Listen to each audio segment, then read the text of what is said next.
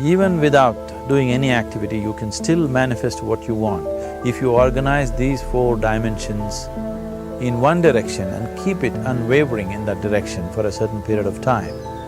Now he believes Shiva will do it for him and it will happen.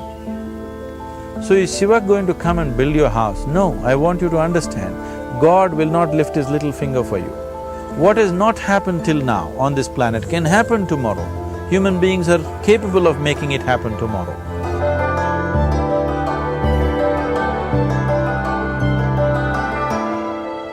Everything we as human beings have created on this planet was essentially first created in our minds. All that you see, which is human work on this planet, first found expression in the mind, then it got manifested in the outside world. The wonderful things that we have done on this planet and the horrible things that we have done on this planet, both have come from the human mind. So if we are concerned as to what we create in this world, it's extremely important that first of all we learn to create the right things in our mind. How we keep our minds?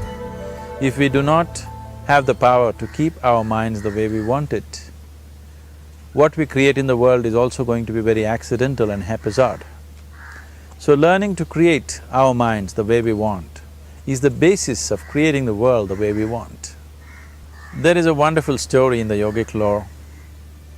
On a certain day, a man took a walk. He went for a long walk.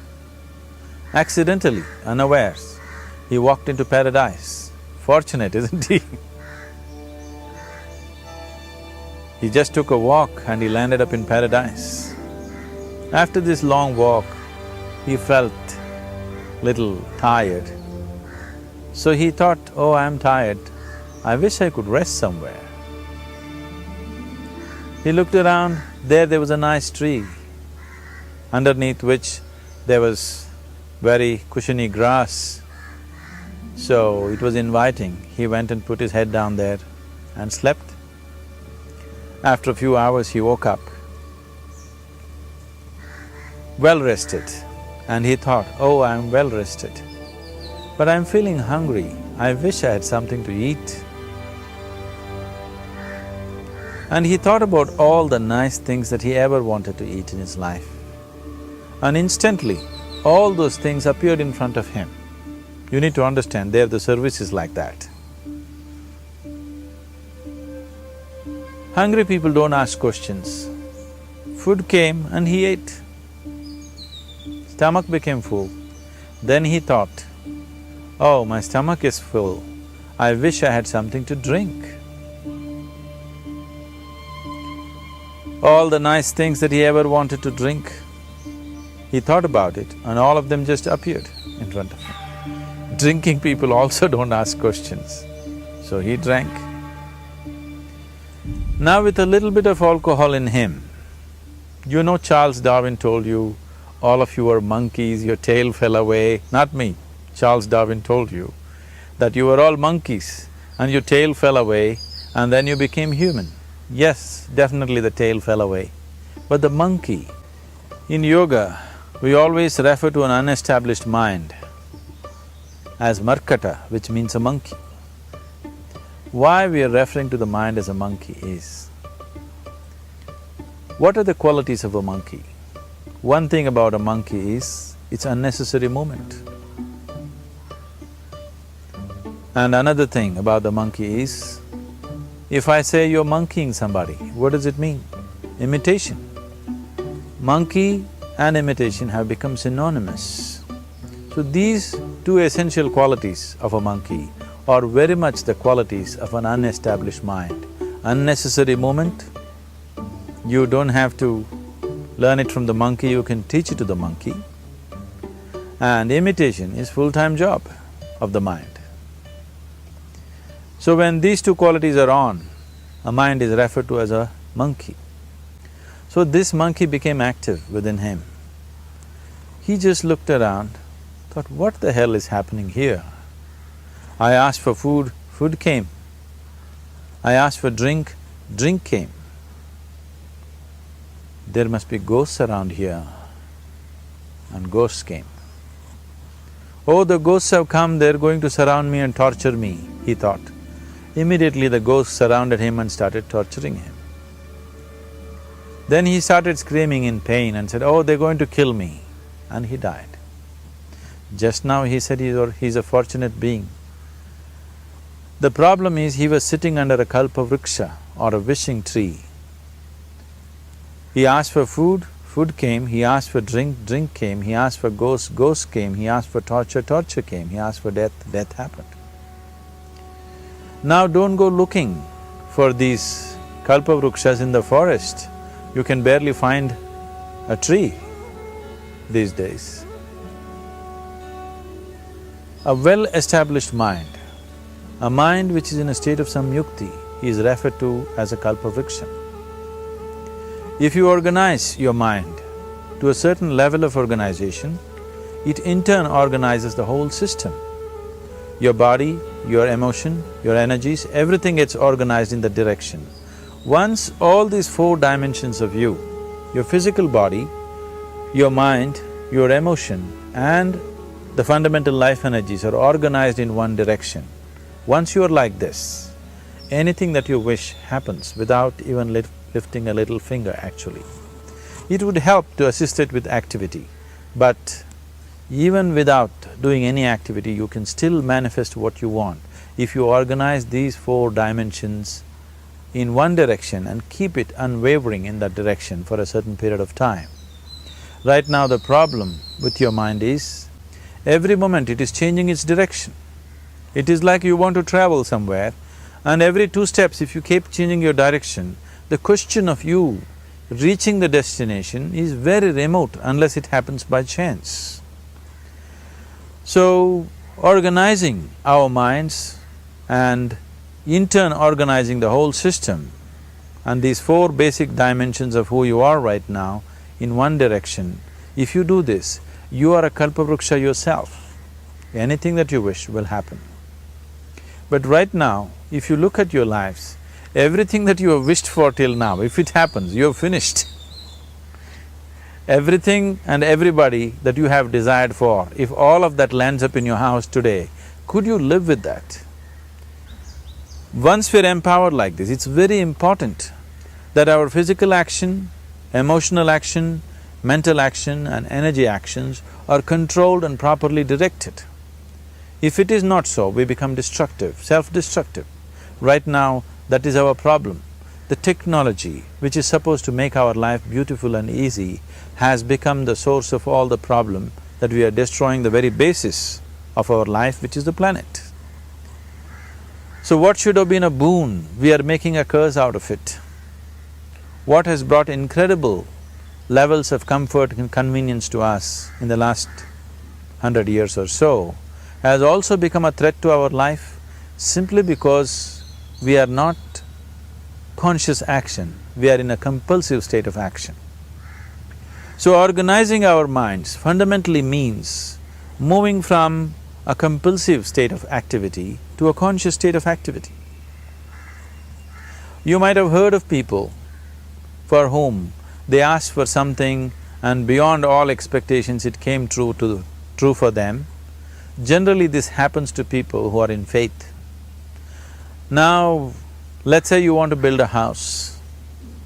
If you start thinking, oh, I want to build a house, to build a house I need 50 lakhs, but I have only 50 rupees in my pocket, not possible, not possible, not possible. The moment you say not possible, you are also saying I don't want it.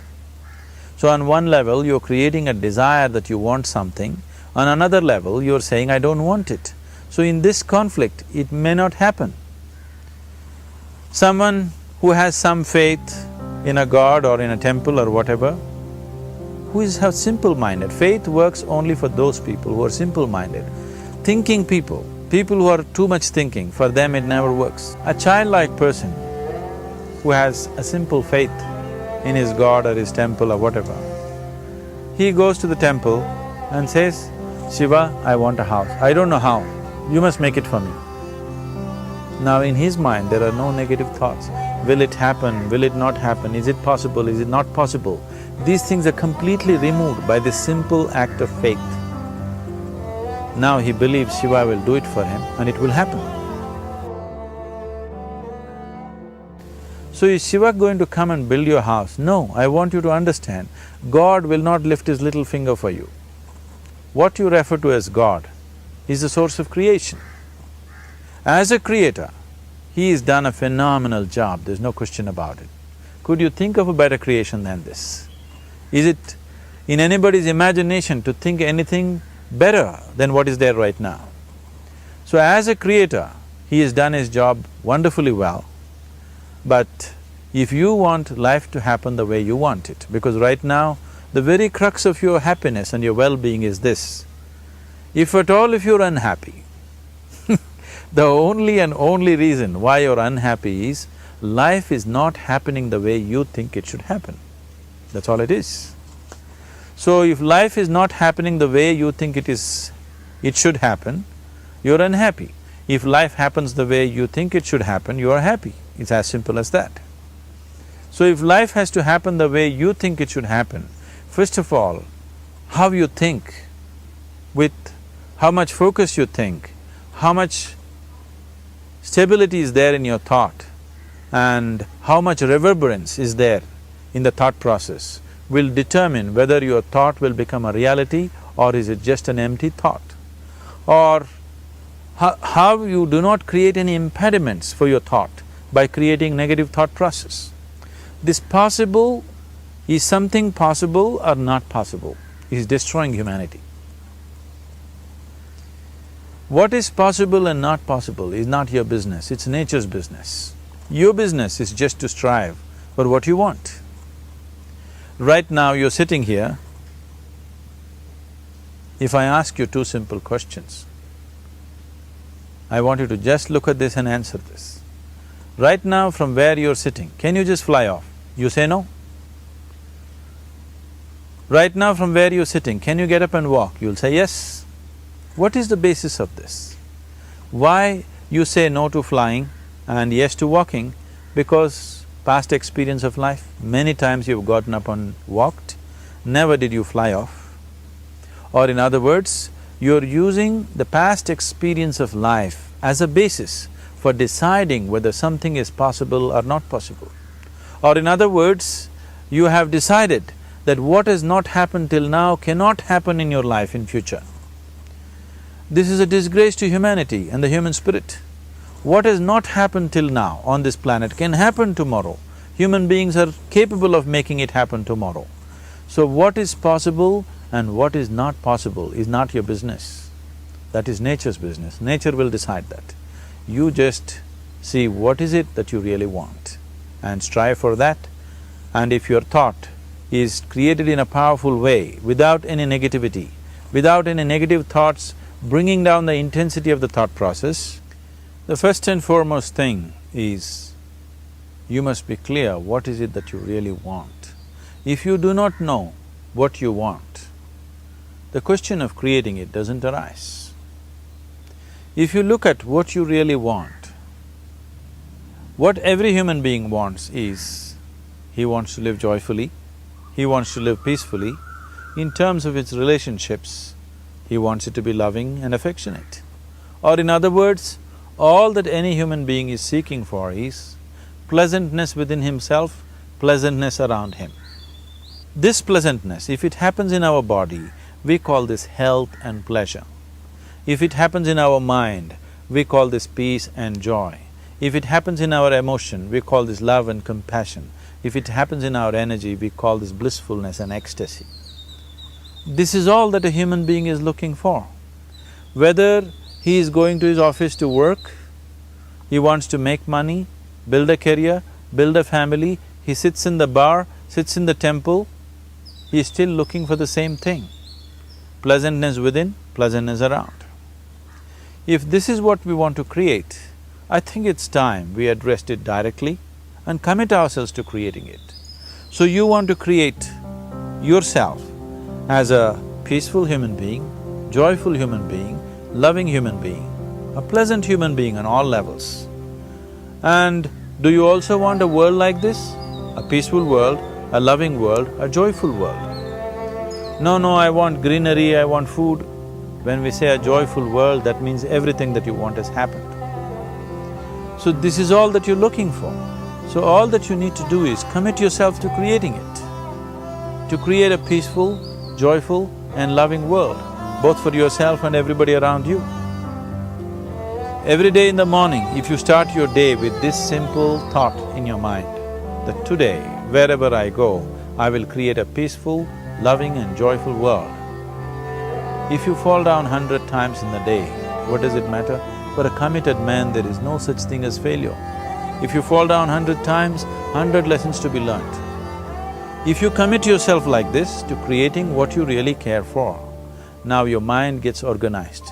Once your mind gets organized, the way you think is the way you feel, your emotion will get organized. Once your thought and emotion is organized, your energies will get organized in the same direction.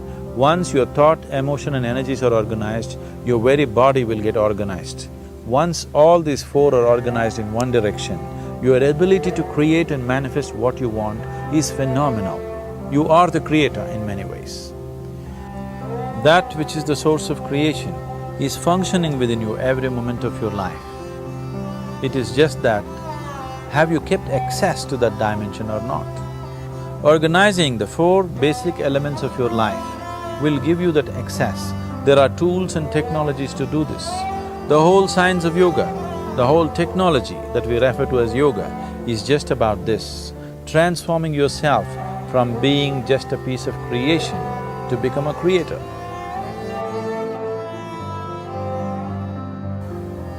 It is my wish and my blessing that every human being in this world should have this access to the source of creation within himself so that he can function here as a creator, not just as a piece of creation.